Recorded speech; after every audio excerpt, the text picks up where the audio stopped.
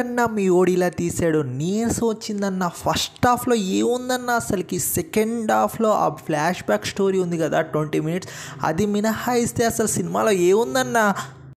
Hi guys, welcome to the Bengaluru వాళ్ళ YouTube channel. Friends, ఇప్పుడే వచ్చేసి గేమ్ చేంజర్ 1am షోకి అయితే వెళ్ళాను 600 పెట్టుకొని.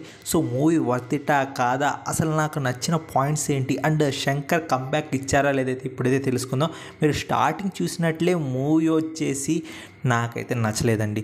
ఎందుకంటే శంకర్ గారి మూవీ అయితే కాదు, ఓన్లీ ఆ 20 మినిట్స్ ఫ్లాష్ బ్యాక్ పోర్షన్ ఉంది చూసుకోండి. రామ్ చరణ్ కీసిపిడి చించి అవతలేసేసారు. ఆయన ఎక్స్ట్రాడినరీ యాక్టింగ్ వచ్చేసి ఫిదా అయిపోయాను. ఆ 20 మినిట్స్ యాక్టింగ్ వచ్చేసి నాకు చాలా బాగా నచ్చింది. దాని తర్వాత ఐఏఎస్ క్యారెక్టర్ అదంతా నాకు నార్మల్గానే అనిపించింది.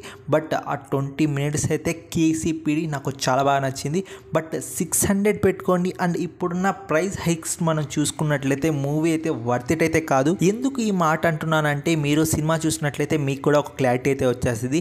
మనకైతే శంకర్ మార్క్ మూవీ అయితే కాదు, నాకైతే అన్ని ప్రిడిక్టబుల్గానే అనిపించింది. ఏది అన్ప్రిడిక్టబుల్గా అయితే అనిపించలేదు. కొన్ని దగ్గర కొన్ని సీన్స్ అయితే అనిపించాయి, అవి కూడా ఆల్మోస్ట్ ప్రిటెండ్ చేశాను. బట్ కొన్ని దగ్గర కొన్ని మిస్ అవుతాం కదా, అలాంటివి అయితే నేనైతే ప్రిడిక్ట్ చేయలేకపోయాను. సో ఈ గేమ్ చేంజర్ మూవీ వచ్చేసి అన్ని ప్రిడిక్టబుల్గానే వెళ్తూ ఉండింది. ఇంకా ఈ మూవీ స్టోరీ గురించి మాట్లాడుకుంటే, ఐఏఎస్ ఆఫీసర్ అలానే ఒక పొలిటీషియన్ మధ్య ఒక క్లాష్ అయితే అవ్వదు. ఆ క్లాష్కి వీళ్ళ నాన్నకి అలా ఒక సంబంధం అయితే ఉంటుంది. అదేంటి అనేది మనకు సినిమాలో అయితే మీరైతే చూస్తారు. సో అంత రిలేటబుల్గా కూడా పోదు మనకు మూవీ వచ్చేసి, ఏదో వెళ్తుందన్నట్టు వెళ్తుంది. కానీ ఫస్ట్ హాఫ్ అయితే డెడ్ అంటే డెడ్ స్లో అండి. ఓన్లీ ఇంటర్వెల్ పోర్షన్ మినహాయిస్తే మనకు సినిమా మొత్తం ఫస్ట్ హాఫ్ మొత్తం ఆ లవ్ ట్రాక్ కానీ ఆ కామెడీ కూడా కొంచెం దగ్గర వర్కౌట్ అయింది. కానీ ఆ లవ్ ట్రాక్ అయితే నాకైతే అస్సలు నచ్చలేదు. నాకు చాలా బాగా నచ్చిన నానా హైరానా మూవీ సాంగ్ వచ్చేసి తీసేశారండి. ఎందుకు తీసారో అర్థం కాలేదు. నేనైతే ఆ సాంగ్ వినడానికి అండ్ కలర్ఫుల్గా మనకు పెద్ద తెర మీద చూద్దామని అయితే వెళ్ళాను. బట్ ఆ సాంగ్ అయితే తీసేశారు. ఎందుకు తీసారండి, నాకు ఒక రీజన్ చెప్పండి. మంచి సాంగ్ని తీసేసి మనకైతే వేరే సాంగ్స్ పెట్టారు. అసలు మీకు ఏమైనా అర్థమవుతుందా? ఇంకా సెకండ్ హాఫ్ అనేది స్టార్ట్ అయింది. సెకండ్ హాఫ్లో ఆ 20 మినిట్ పోర్షన్ వచ్చేసి ఫ్లాష్ బ్యాక్ పోర్షన్ వచ్చేసి పీక్స్ లెవెల్ నాకు చాలా బాగా నచ్చింది. అండ్ రామ్ చరణ్ యాక్టింగ్ వచ్చేసి ఫ్యాబ్లెస్. ఆ పోర్షన్లో యాక్టింగ్ వచ్చేసి ఆయనకు ఆస్కార్ కూడా ఇచ్చేయచ్చు. ఆ మాదిరిలో అయితే యాక్ట్ చేశారు. చాలా సెంటి కూడా చేశారు. సో అది మినహాయిస్తే మూవీ దాని తర్వాత మళ్ళీ బ్యాక్ టు నార్మల్. మనకు స్లో డ్రామా అనేది స్టార్ట్ అవుద్ది. ఇంకా పొలిటీషియన్కి మన హీరోకి ఇలా అలా అనేది మనకు సీన్స్ కొన్ని దగ్గర కొంత మాత్రం బాగుంది. ఇంకా మూవీ ఓవరాల్గా చూసుకున్నట్లయితే నాకైతే మూవీ జస్ట్ ఓకే ఫిల్మ్ లాగా అనిపించింది.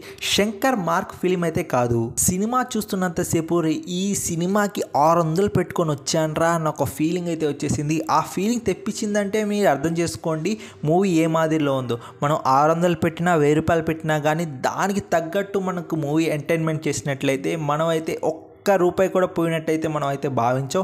బట్ ఈ మూవీ అయితే నాకు లిటరలీ 600 to 600 పోయాయిరా అన్న ఒక థాట్ అయితే తెచ్చేసింది. సో నాకు మూవీ ఎలా అనిపించిందో క్లియర్ కట్గా అయితే మీకైతే చెప్పేశాను. సో మీరు కూడా మూవీ చూసుంటే మీకు ఎలా అనిపించిందో జెన్యున్గా నాతో అయితే షేర్ చేసుకోండి.